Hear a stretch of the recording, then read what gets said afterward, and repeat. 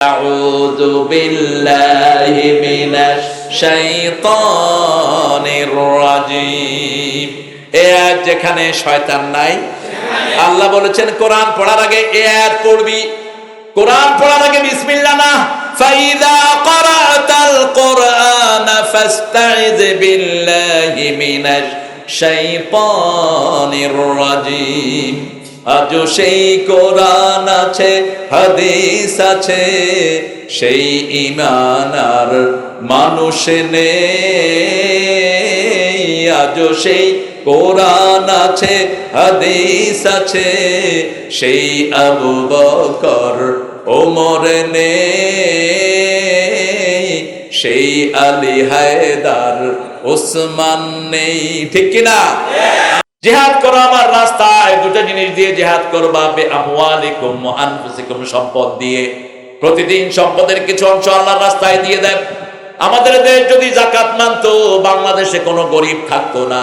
আল্লাহ বলছেন খনিজ পদার্থ যে এলাকায় পাওয়া যায়, ওই এলাকার লোক থেকে খনিজ পদার্থের 5/1 তাদেরকে যাকাত দিতে হবে। আপনারা বলেন তো, প্রতিদিন বাংলাদেশে কত হাজার কোটি টাকার গ্যাস উঠে? বলেন কত? ধরেন 1000 কোটি টাকার গ্যাস বিক্রি হয় কমসে কম, ঠিক না বেটি?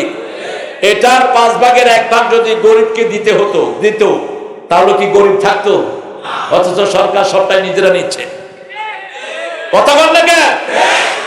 আল্লাহ বলছেন 5 জায়গা থেকে আদায় করবি, 8 জায়গায় দিবি। কয় জায়গা? 8 জায়গায়। 5-এর হিসাব 5, 10, 20, 25, 30, এই 5 জায়গা থেকে আদায়। 5 জায়গা থেকে কি আর দিতে হবে? 8 জায়গায়। সূরা তওবা 8 জায়গায় দিতে হবে। সূরা তওবা 60 নম্বর আয়াত। এখন আমরা দিই কোথায়? যেমন পয়সাওয়ালা কিছু পীর সাহেবের মুরিদ আছে, ওদেরকে দেয়। আচ্ছা বলেন তো, 8টা খাতের ভিতরে পীর নামে কোনো খাত আছে নাকি? বাংলাদেশে 1000 কোটি টাকার মালিক এরকম পীর আছে না নাই? এরা কি কখনো যাকাত দেয়? কথা বল না কেন? তো এরা কি কোনো বন্যাত্র মানুষকে সাহায্য করে? করে না। কারে করে? শুধু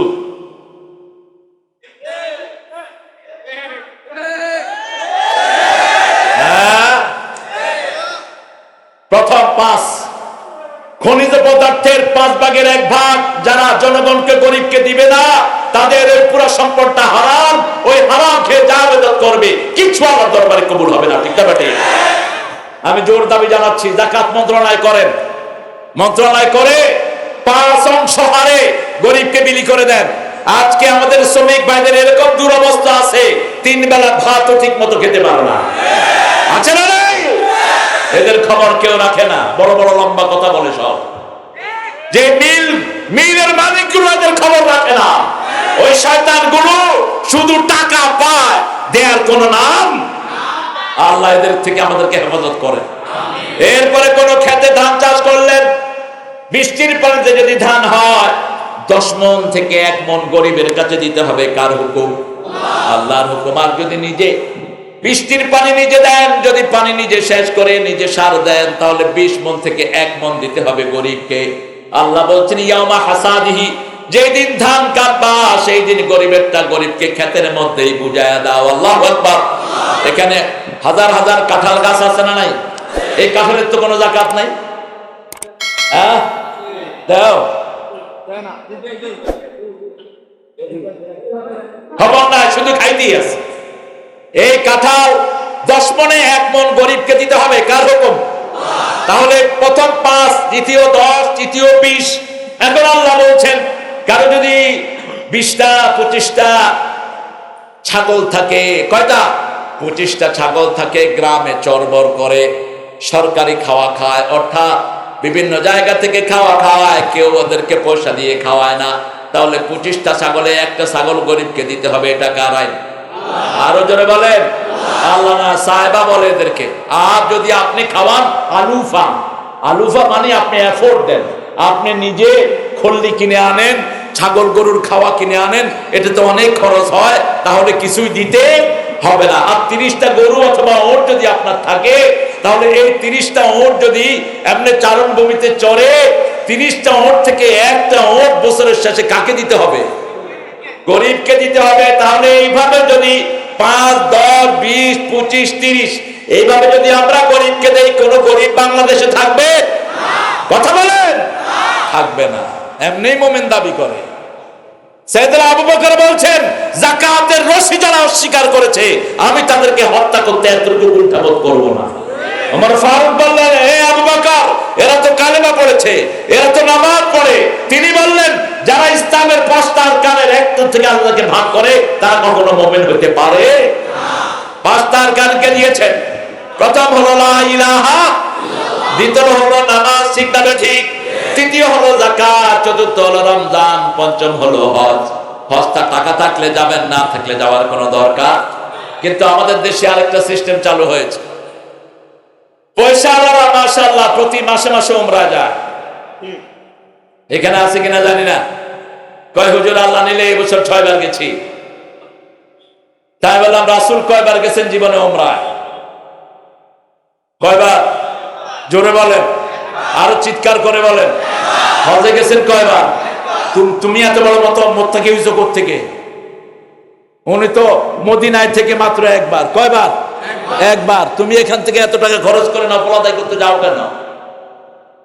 তোমার বাড়ির পাশেই তো খেতে পায় না, বাড়ির পাশেই তো ঘর নাই, ঠিক না ঠিক? ওর ঘর দেওয়া তো তোমার জন্য ফরজ, তোমার তো উমরা যাওয়া ফরজ না। খুব চলছে এটা। আর কিছু ব্যবসায়ী আছে, ভাই আপনার তো উমরা, তো রমজানে উমরায় গেলে হজের সওয়াব পাবেন রাসূলের সাথে, কিন্তু এখান দিয়ে তার আপন ভাই খেতে পায় না। এরকম আছে না নাই? আমরা আজকে থেকে জিহাদের সিদ্ধান্ত নেব। জিহাদ মানে হলো চূড়ান্ত চেষ্টা, যেখানে আল্লাহর আইন নাই, আল্লাহর আইন প্রতিষ্ঠা করার নামই হলো জিহাদ। প্রতিষ্ঠা করার নাম কি? নামাজ নাই, নামাজ প্রতিষ্ঠা করার নাম জিহাদ। ইসলামী শিক্ষা নাই, শিক্ষা ব্যবস্থা প্রতিষ্ঠা করার নাম জিহাদ। এই যে আমার ভাইরা এখানে এসেছেন, এটাও জিহাদ। এটাও কি? ওয়াজাহিদু ফি সাবিলিল্লাহ বিআমওয়ালিকুম ওয়া আনফুসিকুম যালিকুম খায়রুল লাকুম ইন কুনতুম তা'লামুন। যারা আল্লাহর রাস্তায় জিহাদ করবে তাদেরকে ভালো বলে সার্টিফিকেট দিবেন কে? আমাদের দেশে লোক মারা গেলে আমরা বলি, লোকটা কেমন ছিল? জোরে বলেন, কেমন ছিল? আপনি জানলেন কেমনে ভালো ছিল? আমি হাজারীবাগে 11 বছর খতিব ছিলাম। এক বড় পয়সালা মারা গেল বুধবার, আমি জুমার দিন গেলাম। লোকেরা বললো, হুজুর এই লোকটা খুব খারাপ ছিল। ইমাম সাহেব কইছে দেখে আমরা বলছি ভালো ছিল, আসলে খুব খারাপ ছিল। আমরা চাই তার যেন গুনাহ মাফ না হয়। এরকম লোক বোধহয় সমাজে নাই। কথা বলেন না কেন? লক্ষ লজ্জায় তার আত্মীয় স্বজনের চাপে কয় ভালো ছিল, ঠিক না ঠিক? আসলে কি ছিল? খারাপ ছিল। আপনার এই সার্টিফিকেট ধর্তব্য হবে না। মন থেকে যেই কথা আসে সেটাই আল্লাহ লিখবেন, ঠিক না ঠিক? হাদিসটা ছিল কেমন আমরা বানাইছি কি দেখেন। রাসূল মসজিদে নববীতে বসে আছেন, হঠাৎ করে দেখলেন একটা লাশ যাচ্ছে বারান্দায়। সাহাবায়ে কেরাম, রাসূল সাল্লাল্লাহু আলাইহি ওয়াসাল্লাম জিজ্ঞেস করলেন, মান হাযা রাজুল, এই লোকটা কে? সাহাবায়ে কেরাম বলেন, অমুক লোক। যখন বলছে অমুক লোক, সাহাবায়ে কেরাম বলেন খুব ভালো ছিল। রাসূল বললেন, ওয়াজাবা। আরেকটা লোক যাচ্ছে, সাহাবায়ে কেরাম জিজ্ঞেস করলেন লোকটাকে, নাম বলার সাথে সাথে বলল লোকটা খারাপ ছিল। রাসূল সাল্লাল্লাহু আলাইহি ওয়াসাল্লাম বললেন, ওয়াজাবাত। সাহাবায়ে কেরাম বললেন, ইয়া রাসূলুল্লাহ, প্রথমবার বললেন ওয়াজাবাত, দ্বিতীয়বার বললেন ওয়াজাবাত, আমরা বুঝলাম না। রাসূল সাল্লাল্লাহু আলাইহি ওয়াসাল্লাম বললেন, তোমরা প্রথম আমার সাহাবীরা সার্টিফিকেট দিয়েছো, লোকটা ভালো ছিল তার জন্য জান্নাত ওয়াজিব হয়ে গেছে। আর তোমরা বলেছো লোকটা খারাপ ছিল তার জন্য জাহান্নাম ওয়াজিব হয়ে গিয়েছে। মুসলিম শরীফের বর্ণনা, রাসূল সাল্লাল্লাহু আলাইহি ওয়াসাল্লাম বলছেন, 40 জন শিরক মুক্ত লোক যদি কোনো জানাজায় থাকে, তার জানাজাটা কবুল করে নেন কে? কয়জন? কয়জন? 40 জন। তো শিরক মুক্ত লোক পাবেন কোথায়? কয় মাদ্রাসা? হ্যাঁ, আমলে পাবেন, মাদ্রাসায় গ্যারান্টি নাই। কোথায় পাবেন? খবরদার তাবিজ কবজ বাঁধবেন না, কোন গণকের কাছে যাবেন না, আল্লাহ ছাড়া কারো নামে শপথ করবেন না। এগুলো শিরক। এগুলো কি? শিরক। এখন আমাদের দেশে যা শুরু হয়েছে, সিগারেট তো মাশাআল্লাহ একটা জাতীয় খাবার। আমি গত পরশুদিন এক জায়গায় ফজর পড়ে বসে আছি, তাসবিহ করছি, একটা বাস স্ট্যান্ডের পাশে দেখলাম লোকেরা বাসা থেকে আসতেছে, দোকানে যাচ্ছে, একটু কিছু খাচ্ছে, একটা সিগারেট নিচ্ছে, মাথায় টুপি, মুখে দাঁড়িয়ে। 20 জন আসছে, অন্তত 19 জন বিড়িখোর। আপনি কেমনে মোমেন বলে দাবি করেন? আপনার ধোঁয়ার আঘাতে প্রতি বছর 20 লক্ষ লোক পৃথিবীতে মারা যায়। আপনি তো কিয়ামতে খুনি হয়ে উঠবেন। 20, একটা বিড়ির ভিতরে 20 আছে, এটা তার উপরে লেখা আছে না নাই? আর ডাক্তাররা বলেছে একটা সিগারেট, একটা টোবাকোর ভিতরে 1100 রোগ থাকে। আপনি এটা অ্যাডভার্টাইজ করে কেমনে নিজেকে মোমেন দাবি করেন? রাসূল বলেছেন, আল মুসলিম মান সালিম আল মুসলিমুনা মিন লিসানি ওয়া ইয়াদি, ওই লোক মুসলমান যার হাতের অনিষ্ট থেকে, তার মুখের অনিষ্ট থেকে অন্য মুসলমান নিরাপদে থাকে। আপনি আরেক মুসলমানকে অকথ্য ভাষায় গালিগালাজ করছেন, এরকম আছে না নাই? ফেসবুকে গালিগালাজ আছে না নাই? আলেমদেরকে বিশুদ্ধ গান আছে না নাই? আচ্ছা বলেন তো, ছোট্ট রফিকুল ইসলাম চিনেন তো আপনারা ওকে? কি নাম ওর? কি গুনাহ কোন তো? হাতে বেড়ি, পায়ে বেড়ি, আমি চোখের পানি রাখতে পারিনি।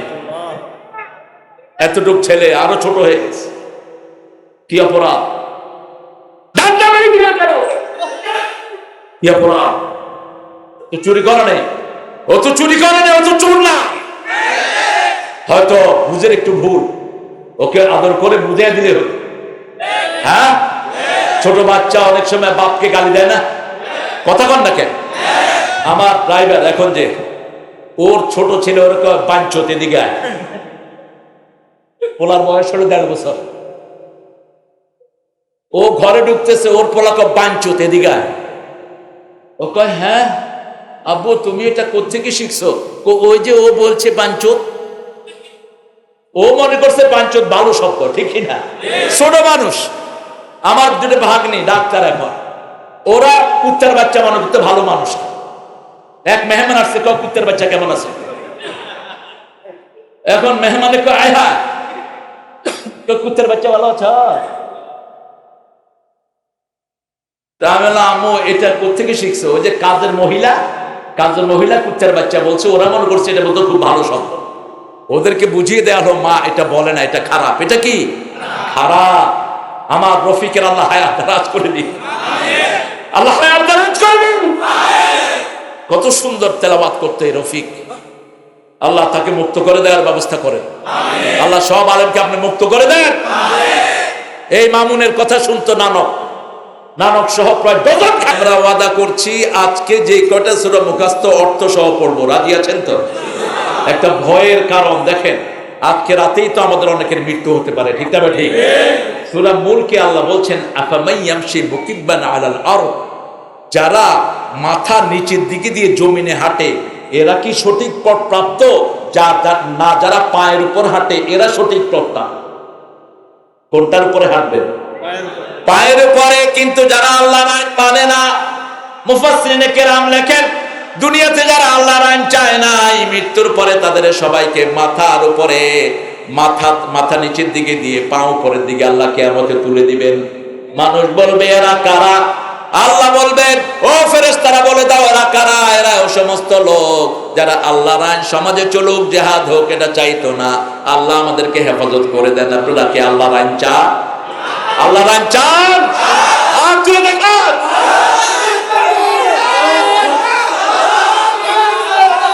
আল্লাহ কবুল করুক। আরো জোরে বলে আমিন। আমরা আমাদের ভাইদের মাধ্যমে, আমি বলেছিলাম যে আমার পাশে একজন মন্ত্রী ছিলেন, আমি বললাম আপনারা শুধু নামাজ ফরজ করে দেন। 554টা মডেল মসজিদ হয়েছে, অনিন্দ সুন্দর কাজ, ঠিক না? ঠিক। অতীতে কেউ এটা করতে পারে না। এখন এই মসজিদে যদি নামাজ ফরজ হয়ে যায়, বাংলাদেশ থেকে শান্তিকেও বিদায় করতে পারবে না, ঠিক কিনা? আর যদি নামাজ ফরজ হয়, চোর ডাকাত সব কমে যাবে অটোমেটিকলি। কারণ এটা কার হুকুম? ইন্নাস সালাতা তানহা আনিল ফাহশাই ওয়া যিকরুল্লাহি আকবার। আল্লাহ বলছেন আকিমুস সালাত, নামাজ কায়েম করো। কারণ নামাজ আছে যেখানে নোংরামি নাই, নামাজ আছে যেখানে ইফটিজিং নাই। আমি অনেক জায়গাতে মেয়র, চেয়ারম্যানরা ওনাদেরকে পরামর্শ দিয়েছি যে আপনার এলাকায় যে কটা স্কুল, এই স্কুলে আপনি পর্দা ঢুকিয়ে দেন, দেখবেন ইফটিজিং বন্ধ হয়ে গেছে। এই স্কুলে কোরআন ঢুকিয়ে দেন, শয়তানি বন্ধ হয়ে যাবে, ঠিক কিনা? অনেকে এই যে আপনাদের এখানে গফরগাঁও চেয়ারম্যান